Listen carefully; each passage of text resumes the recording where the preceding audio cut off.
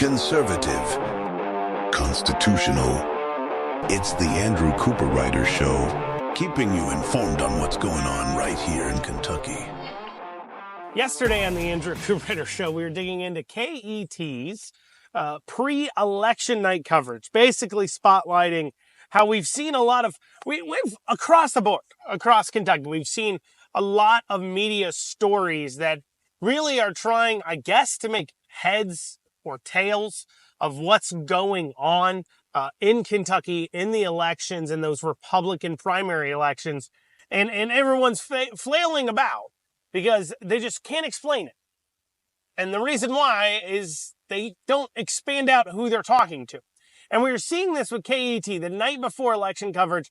They had on just two Republican campaign consultants for the establishment, one Democrat campaign consultant for the Democrat, and then the Democrat political director for the Kentucky Democrat Party. And we're learning how they all just kind of are absolutely awful at, well, just any of their takes. We've heard from Trey Watson, who's a consultant, but also he's got a PAC that got involved in these elections, and just his viewpoints, his attacking on the ideas of these quote-unquote liberty candidates, I guess you'd call them. I call them just conservatives, authentic conservatives.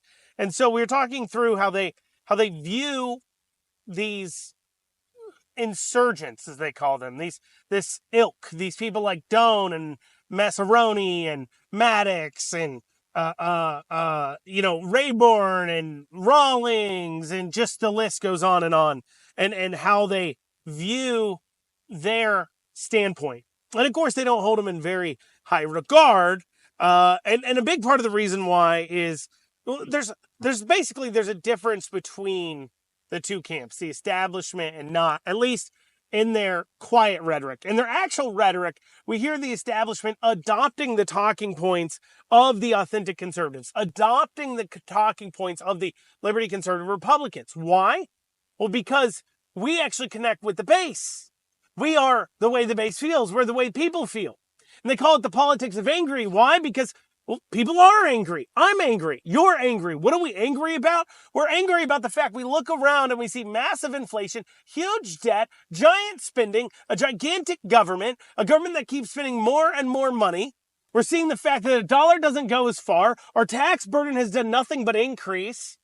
And we just continue to see the absolute corruption of government around us and everything it touches, and nothing is changing. And here in Kentucky, up until 2017, the Republicans didn't have control of the House. And so they're able to claim that everything they wanted to get done, they couldn't get done because they had to, the Democrats had control. And then the Democrats took over. The Republicans took over. And since the Republicans have taken over, we're saying, what have you done? What are you doing for us? What are you doing? And they'll list some minor accomplishments. But meanwhile, what have we seen? We've seen increased spending, 47% more than when they took over from the Democrats, accounting for inflation. We see them handing out hundreds of millions of dollars to places like Ford to build an electric vehicle battery plant, the green energy boondoggles of the liberals being funded. We see the fact that the legislation they do pass that has anything conservative in it is watered down. And meanwhile, they castigate and they say that people like us, like me, like probably you, like these other representatives, we're just obstructionist. We don't have real policy, you see. We don't stand for anything. The reason why we don't stand for anything, the example I gave yesterday, it isn't that we don't stand for anything. It's that when we look at a problem that's originating from government, we say, cut it. They say, change it. And to them, it seems like we have no solution. The example I gave yesterday was about barbers. Let's say Kentucky's experiencing a shortage of barbers. Well, the way the establishment would handle it is you call in the lobbyists for the Barbers Association, you call in the board, and you try to craft just that perfect piece of legislation that has the right amount of regulation to continue to keep everybody sitting at the table in business, because, of course, the Barbers Association doesn't need to exist if nobody's being licensed. The Barber Board doesn't need to exist if nobody's being licensed to barber. So they sit there and they try to craft this perfect piece of legislation, and then they turn around and say, oh, this is a solution. And then they turn to liberty Republicans, as they call them, authentic conservatives, and say, well, what's your solution? And we say, why are we licensing barbers in the first place? Like, just cut it. Pun. Just cut it, right? Just cut the board. We don't need to spend money on this. And if we don't have barbers in Kentucky for this stupid thing, just cut it. We don't need it. Get rid of it. But that's not a real solution to the establishment. Why? Because they need government to be in charge of those things. If government isn't in charge of as much regulations as possible, well, then government doesn't, politicians don't need massive amounts of money from all these special interests. And there's no power to be gatekept by those in the establishment who can control that money. And of course, for the consultants like Trey Watson and this, and Glick, who's also on this KET panel here that we're going to listen to the rest of today. They don't need to exist. We don't need their money. Or they don't have a job anymore because there's no money for them anymore. That's the problem. For Trey and Glick, there's no money for you unless government is doing things. Because nobody's dumping. See, these companies, they're not giving the money out of the kindness of their hearts. You know, it's not like the horse tracks gave money to people like Timothy and these others and these PACs out of the kindness of their souls. It's because they're making an investment and they expect a payoff for the investment. And this boils down to, what's the real difference between the two? What is the actual philosophical difference that you can put your mind on between the actual conservatives and those that are not actually conservatives? The difference between the two is simple. Is government a necessary evil, or is government good? If you think it's a necessary evil, you don't talk about government helping people the way that we've heard the people like Glick talk about what she looks for in candidates. She's a Republican consultant, and last episode she had said she's looking for people who want to solve problems. They want to sit down and have government work on the problems in people's lives. That's what she said. But if you think it's a necessary evil, you don't talk about government helping people in this way. And, you know, so often these types of establishment Republicans will talk about how they're the real Reaganite Republicans. We'll hear that all the time. Yet, as Reagan said, nothing is scarier than a person saying, I'm from the government and I'm here to help. Yet, here's these real Reaganite Republicans talking about how we're not really conservatives. Yet they're saying, hey, I'm from the government and I'm here to help. You're not a mainstream Republican. You're not a traditional Republican. You're just a politician.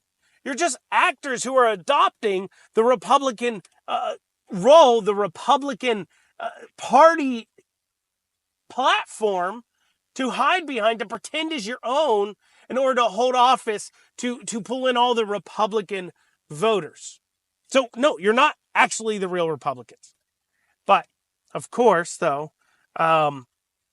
that doesn't stop those Republican consultants from trying to claim they are. Now, someone we haven't actually heard from, and I mentioned him yesterday and we'll dig into, is like literally the dumbest consultant I have ever heard speak. And that's a Democrat political consultant, Jared Smith. Like, this guy, he isn't just intelligent. I'll explain later in the ways of what I mean here by he's not just intelligent, but he literally, he doesn't pay attention, right? I mean, it makes sense. He's not very intelligent. He is a Democrat consultant in a state where there's like 30 elected Democrats at the state level, so out of 100 and like 45 possible.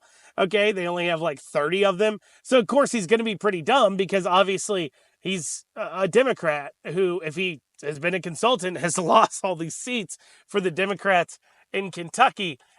But he's not just dumb, he's also a loser.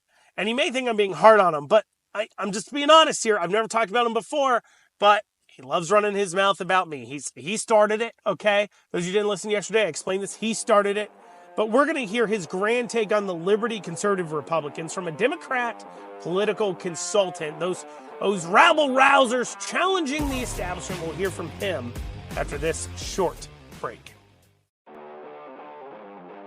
And you're back here on the Andrew Cooperrider Show. Yesterday, we started digging into this KET thing. We're following up on it today. If you missed yesterday's show, by the way, and you're listening and you want to find out what's going on, just head on over to theandrewshow.com. Once again, that's theandrewshow.com. Click the Listen Now tab, and you can see old episodes there. So, as I was talking about, this Democrat campaign consultant, Jared Smith, he's going to take a crack at describing what's wrong with these quote-unquote liberty Republicans, as I say, the authentic conservative Republicans. Let's hear what Jared Smith, Democrat consultant, one of the dumbest consultants I've ever heard open their mouth. Let's hear what he has to say. What Ira said, and Trey touched on it, so we had the first wave of Liberty candidates that came in and unseated 3 chairmen 2 years ago. But what have they done for their districts? How much blacktop did they get for their districts? What economic development did they do? They don't do anything because they don't stand for anything. They just go there and rant and rave and see ghosts where there are no ghosts. And then, good people get beat because of low turnout elections. And so hopefully we have higher turnout because there's probably some Republicans that are pretty scared right now. This is a common refrain. I mean, what'd you hear him say? You heard him say, what have they done for their district? They go there, they rant and rave. What kind of economic development have they gotten for their district? How much blacktop have they gotten from their district? Here's the first reason why you should never ask for a Democrat's opinion on Republican politics. Just returning to the economic development side of things here, okay? And I know there's plenty of establishment Republicans that love to talk about economic development, and they love to talk about all the great money they're bringing back for the district for economic development. That is anti-conservative. That is anti-Republican. All right, when you read a Republican Party platform, it says plain and clear that government, 1, should not be picking and choosing winners and losers in the world of business, and 2, the economic opportunity does not come from the government. The government can only limit economic opportunity. That is in our Republican Party platforms. How dare people say, I mean, this is, and as I mentioned, this is people like Trey Watson and this Glick woman, these consultants. This is what they look at, and they nod their head along like dumb little seals. Oh, yeah, that makes sense. Oh, yeah, dumb little nodding little seals waiting for their fish. Have you read the platform of the candidates you're supposed to be supporting? Have you cracked open that Republican Party platform in a while? Apparently not, because you're literally supporting things, and your talking points fly in the face of the policy that you say you're supposed to represent, the platform you say you're supposed to fight on the side of. You know why your candidates keep losing? You know why you're really, really bad at winning primaries even when you can outspend 10-1? Because you don't even understand what you're actually supposed to be supporting. That's the first thing for these Republicans. But keep in mind, that was a Democrat talking here. And this is a common, what he said there about how much blacktop have they gotten, all these things. That is a common refrain from, once again, the swamp politicos. What are you doing for your district? You got to bring home the cheddar. That's what you got to worry about, which betrays a few things that they're admitting and I'm agreeing with. One is that the treatment of 45,000 Kentuckians, that's how many about citizens a state house rep represents, the treatment of 45,000 citizens by its state government is dependent upon whether or not they like your representative on a personal level.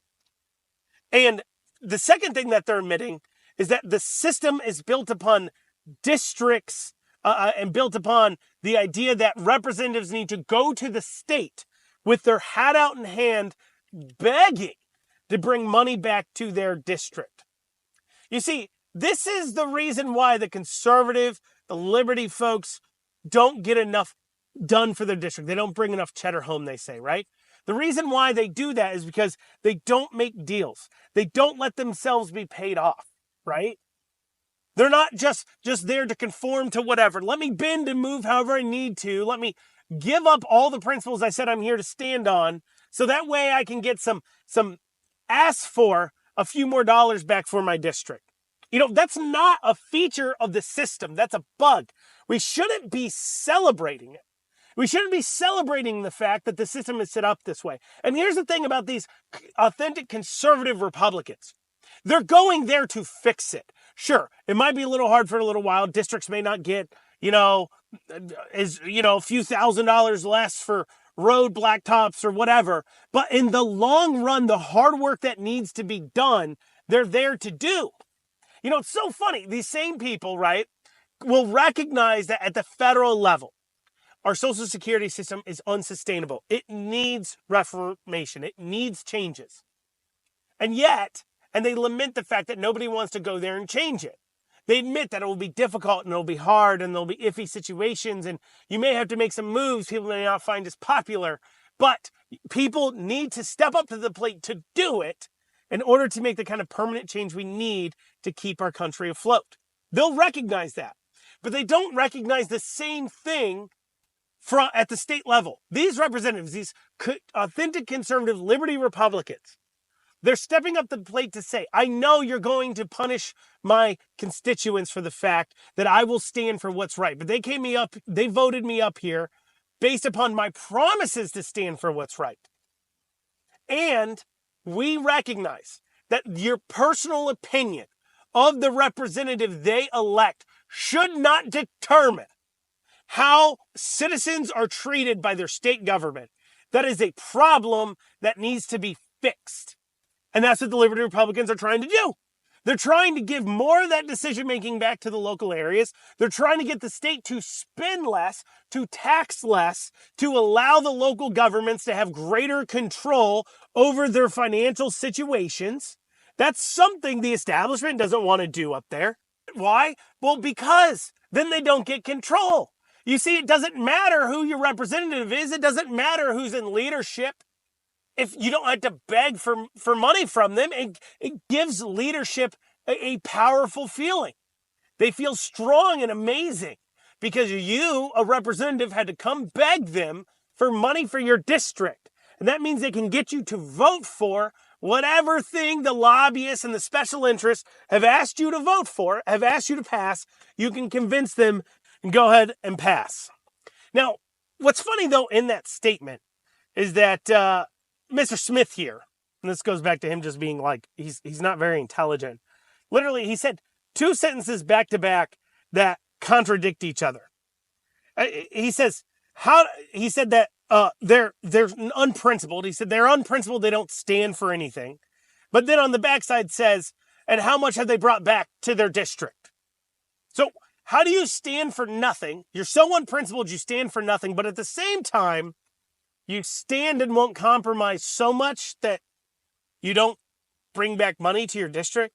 How does that work? You've got to be standing for something that you're not compromising on. That doesn't make sense. Here's my point.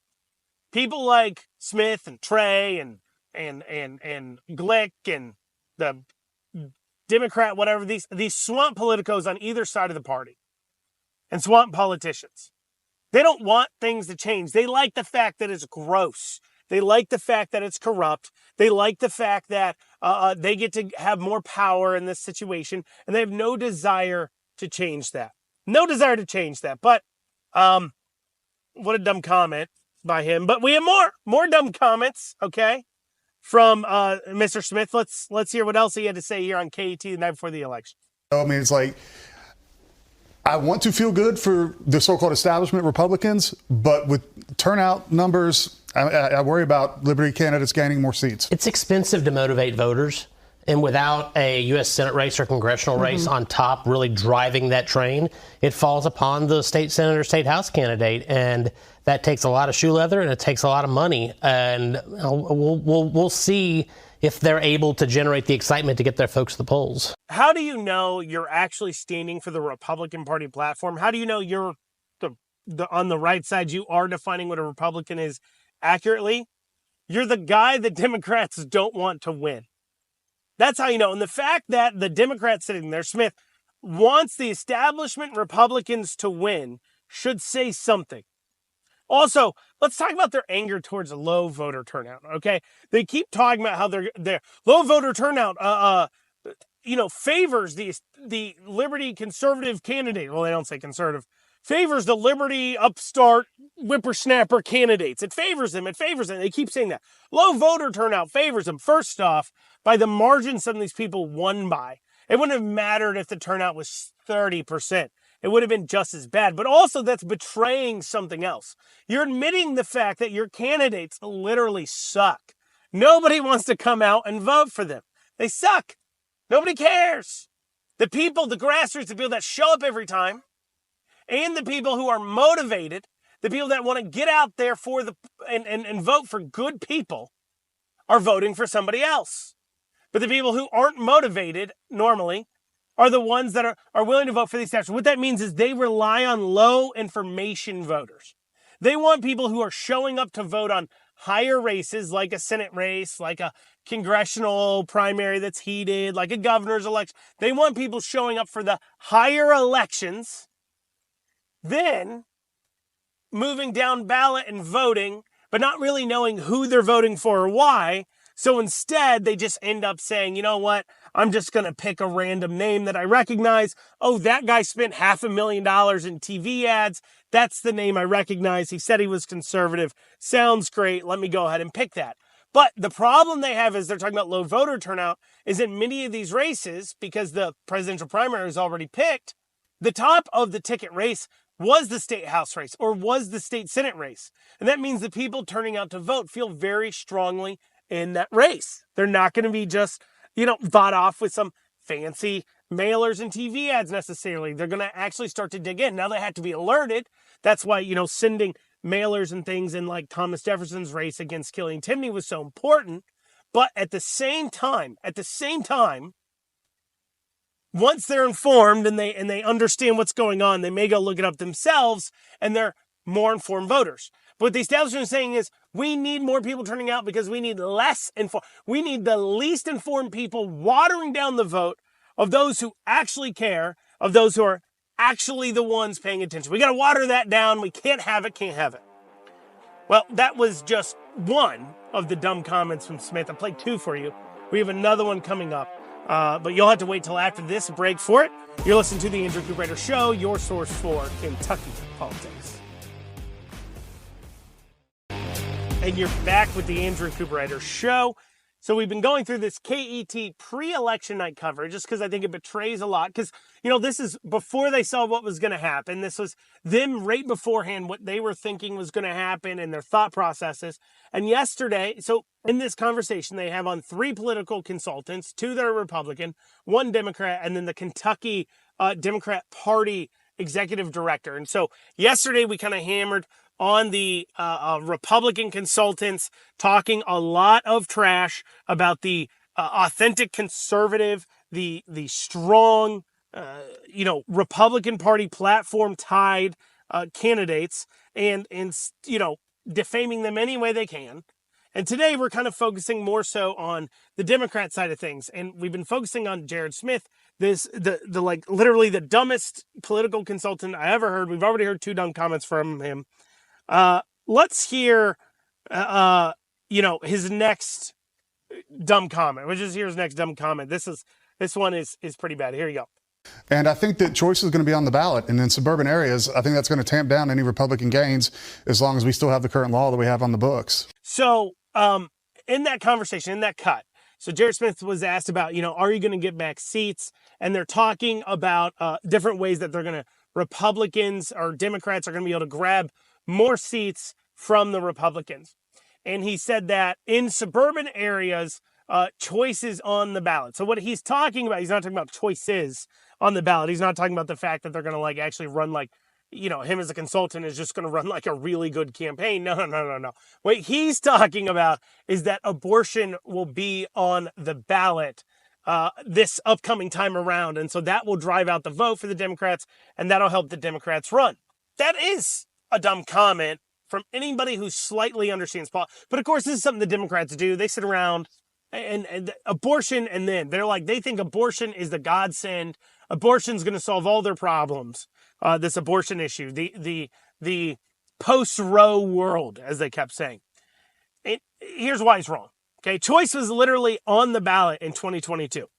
And Republicans picked up more seats. And by literally on the ballot, I mean there was a constitutional amendment on the ballot in 2022 where Kentuckians were voting to add something to the Kentucky Constitution that would say that there is no right to an abortion that you can somehow invent within our Constitution. Because after post-Roe, a lot of these states were coming around and they were trying to read in rights to abortion within the constitutions, their state constitutions, that didn't exist. This is how Roe got passed the first time, is that the Supreme Court read into the Constitution by stapling together some amendments that somehow you have a right to an abortion, and that's what got overturned, because obviously you didn't.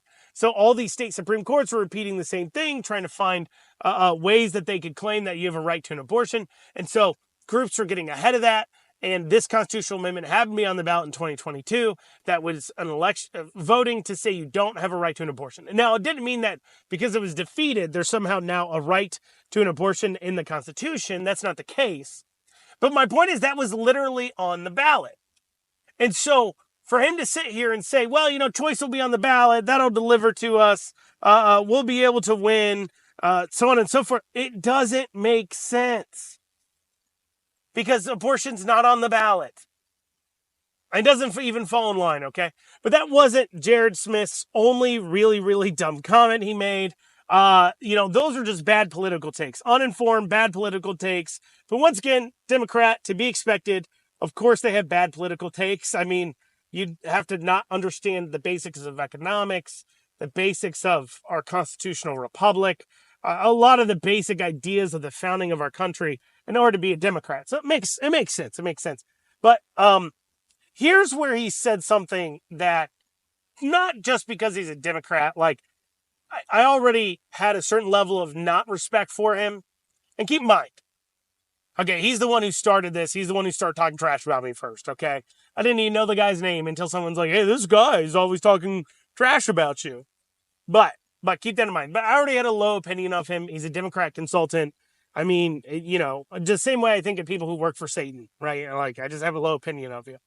But, am I implying that Democrats are Satan? No. I'm just saying low opinion. Just saying very similar opinion of the workers, okay?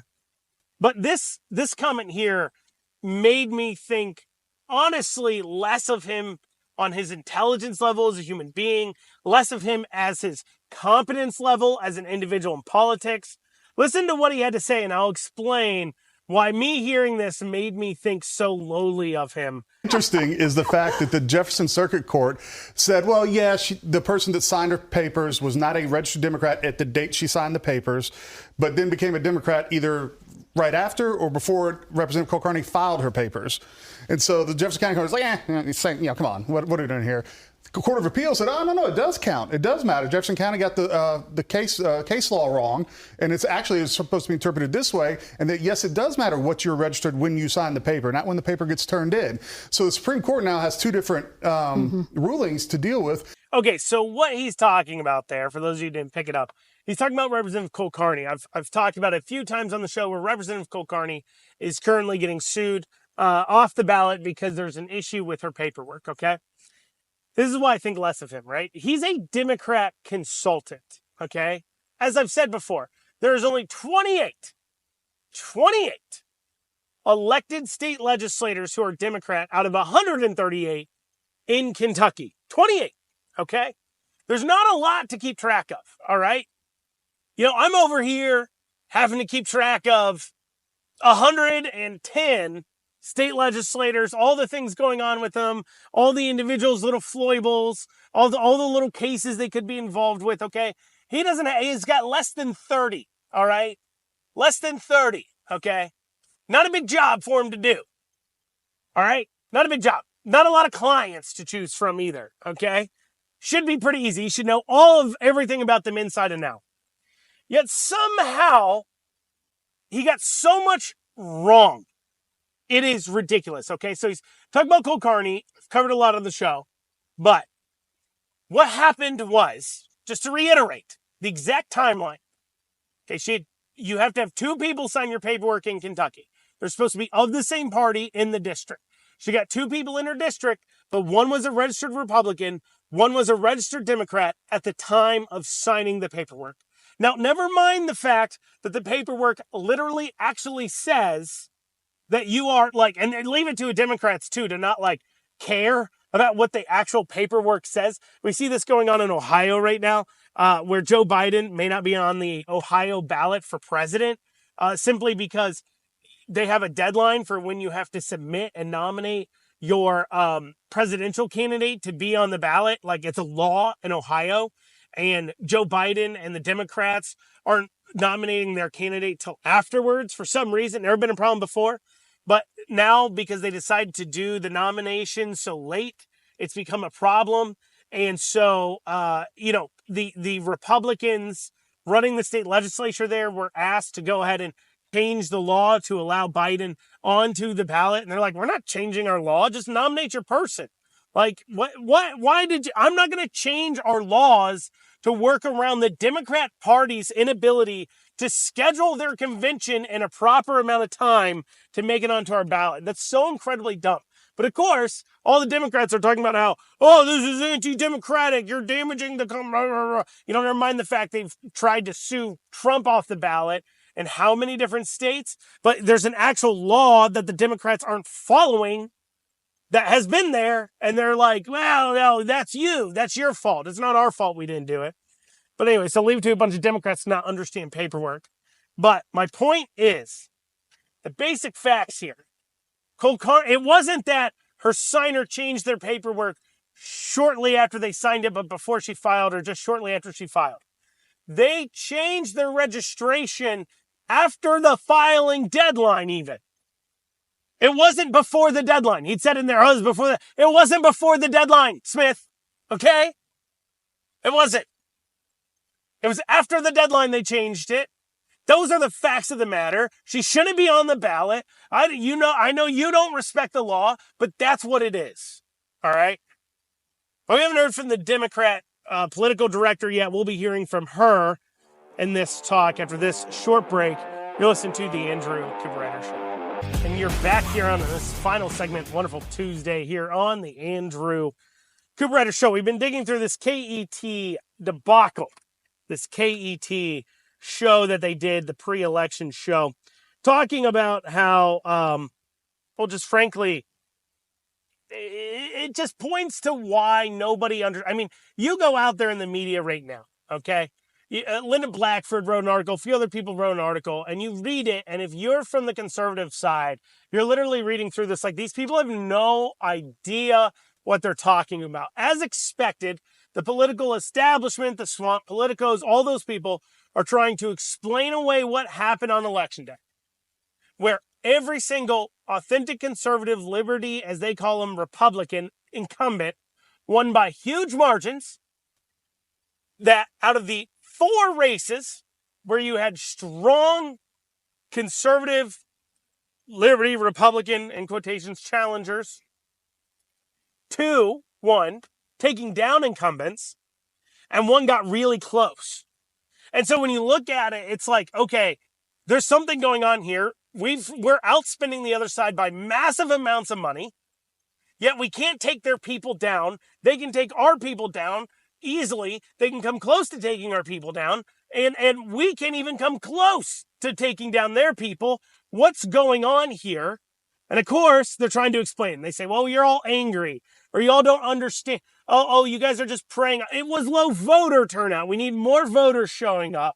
Now, we don't want them informed voters, because obviously if they're informed, then that's like a big problem. Actually, in fact, it's funny, Al Cross, while he was on KET on Election Day, made a comment that there is not enough, with the decline of local journalism, there's not enough reliable information for voters to use in order to make their decision. There's more information than ever, Al, for them to make their decisions on. More information than literally ever. It's out there. It's very available to everyone. You can Google websites, news stories. You can find them very easily, right? You can see their voting records. You can literally in 2 seconds see how they voted on bills.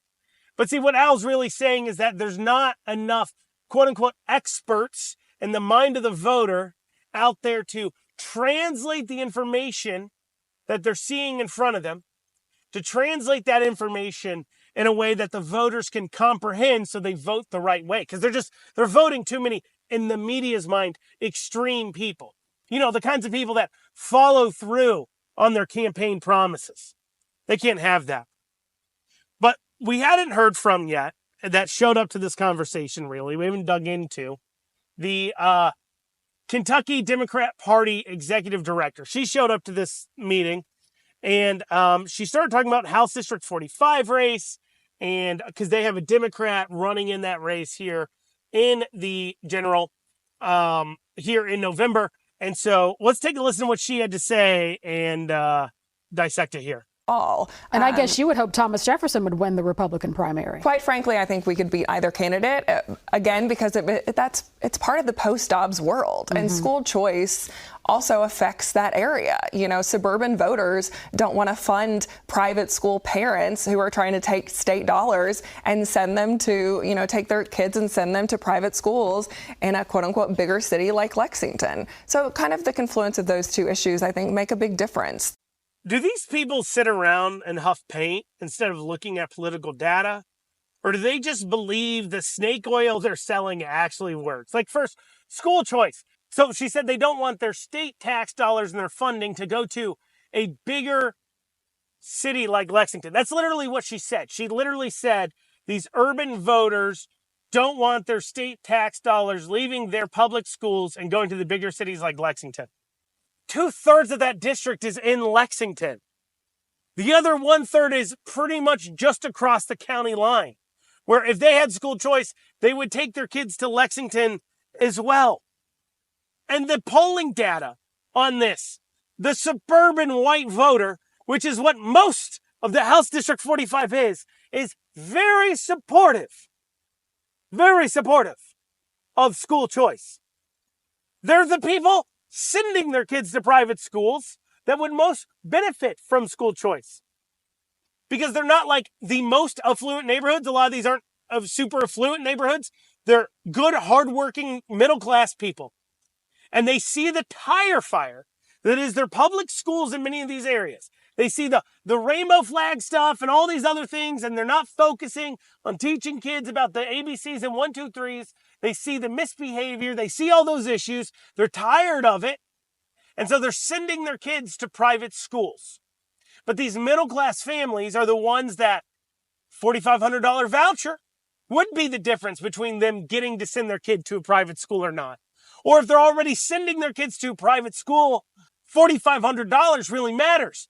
The really ultra-wealthy people that don't make up the majority of this district, they may be looking at it saying, I can afford my own school. Let's not take money from those public schools, because they may be super liberal.